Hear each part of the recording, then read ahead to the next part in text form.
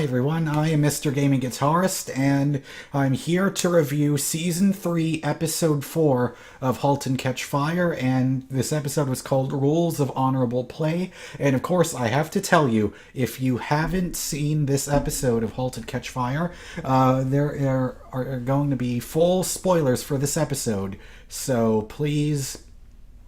If you don't care about spoilers, then you can stay and watch this episode, but, so anyways, that is your spoiler warning. So, I thought that this episode overall, this was not as good, well, as the last three, because the last three, in my opinion, episodes 1, 2, 3 were phenomenal. They were 10 out of 10s, all three of the first episodes this season. And for me, this episode felt like the first episode of the season where it was solid. Like, it just continued on. Still a great episode, but it's like foaming out the mouth. It wasn't like that, but it was like, okay, all right, here we go. Okay, that's how this episode felt.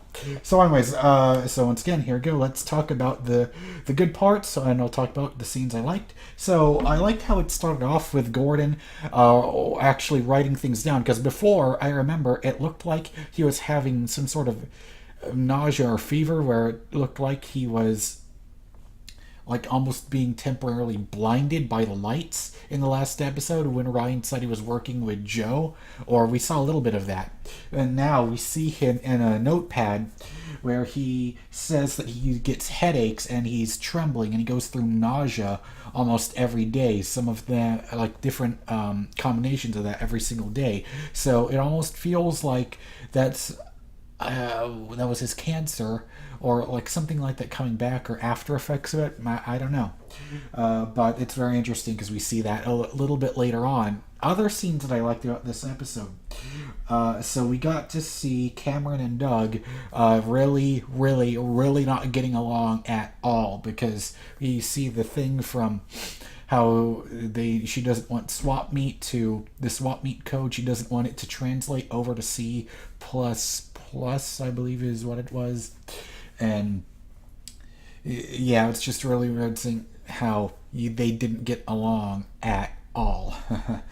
So then next up we saw Joe and Ryan. They had this big old board here filled with fascinating ideas, and then Joe just erased it all. And I really like this one quote where he says, "Good is the enemy of great.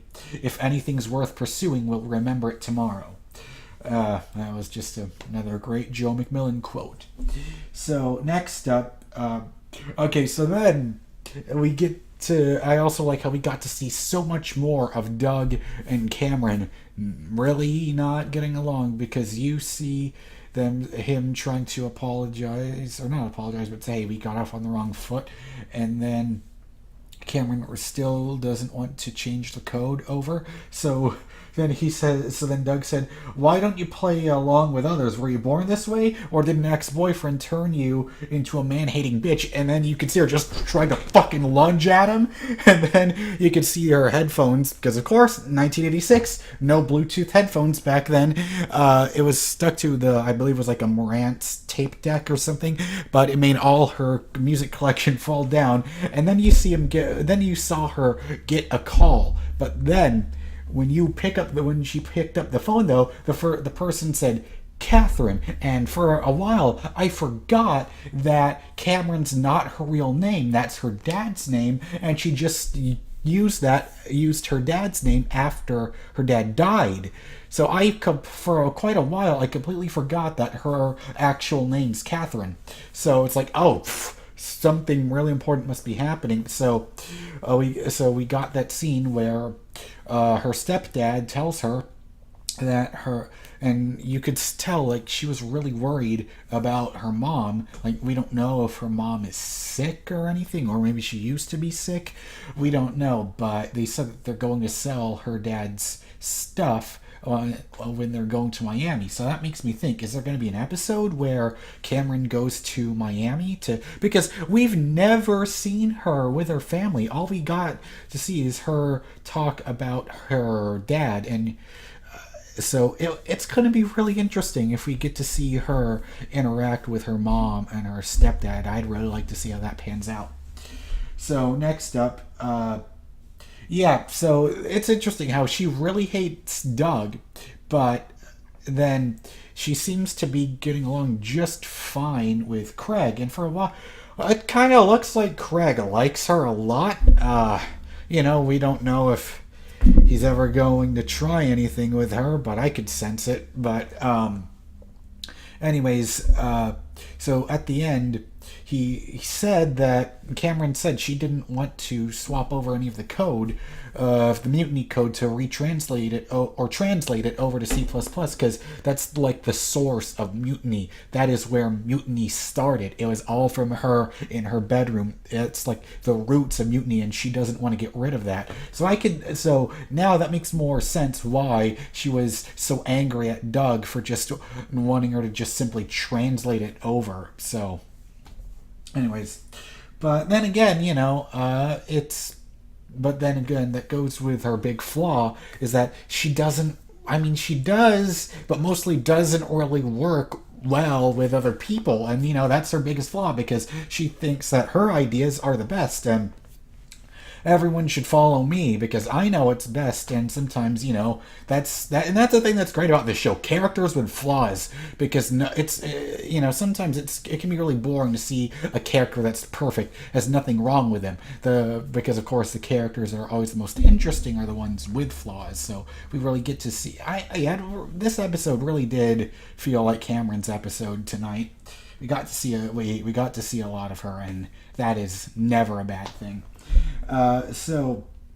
It's interesting because then her and Craig went over to Bosworth's office, and then they just started drinking his whiskey, his wild turkey, and then she just told him that story. Like I still don't get why she would tell Craig that story about her dad, how she used to pick him up, or how he used to pick her up, or how he used to drop her off on his motorcycle. And so it makes me think, is Cameron going to go over there to get the motorcycle?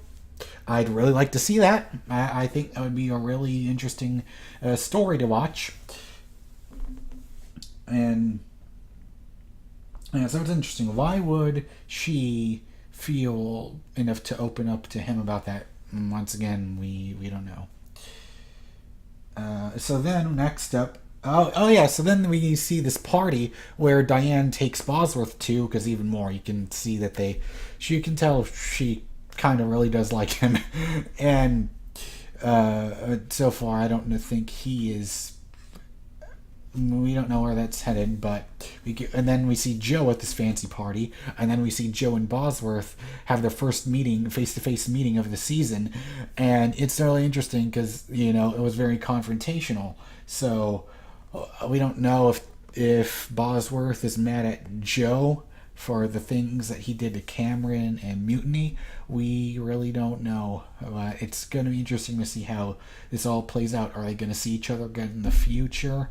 Those are questions that will be asked later on in the season. So then we get to see an investor, or I believe it was a person that was funding 25% of Macmillan Utility, the guy that was at the party at Joe's house in the last episode. We got to see him take.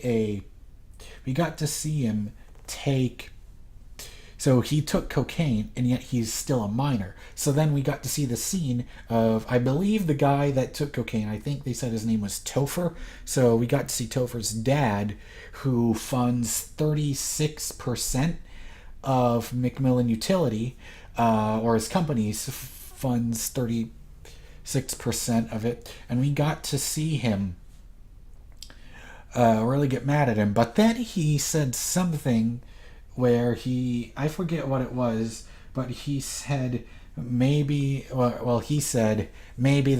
I don't want to say it because I don't like saying that word, but he says maybe those FAGs will get that special flu that's coming around. And then all of a sudden you see it change quick, because you could tell Joe was willing to play along with this guy, but then you just saw the rage in his eyes, because of course Joe is bisexual and he was highly offended at that. So you got to see him where he was patting him on the back, and then he just fucking grabs his neck and he says, "I wonder what your wife had to do to have your stinking breath in her face, or maybe I was wrong. Maybe the big boss isn't the one that's taking it, and then he just shoves him aside. And oh man, that was so fucking good. Joe, the guy that you end up rooting for and you end up kind of not liking, all conflicting emotions with him. But it's just so, oh god, Lee Pace, he's so good. So now it's going to be interesting. So then, so we got to see Gordon and the mutiny crew playing laser tag. That was a really fun scene. It's funny because we saw Gordon really just head first in there and he just tackled a guy down to the ground. For a while, I almost thought he made him pass out because we never saw that guy get back up. So I thought, oh, is this going to go somewhere? But nah, they never addressed it. But it was funny how he said that Gordon was disqualified, so he's out there. And then, yeah, I just, and then he had a drink with Bosworth, and then he said, you know, Boz, everyone was afraid of you, but now it's fun because you get to have fun. And, you know, it felt like Boz was taking offense to that, but then it was really funny when the rest of the mutiny guys were out there and they kept chanting, Boz, Boz, Boz, Boz, Boz, because they wanted him to play. What he said, no, I don't want to play any of your young whippersnapper games. I ain't doing that shit, or something along those lines. I thought that was really funny. So then, so then Cameron wants to fire Craig and Doug, but then she just never shows up at the dinner with Diane. So, but then it's funny because Craig, or who was it? No, it was Doug. He kept saying, because I remember Donna said that he just kept kissing ass to her, and then she never showed up.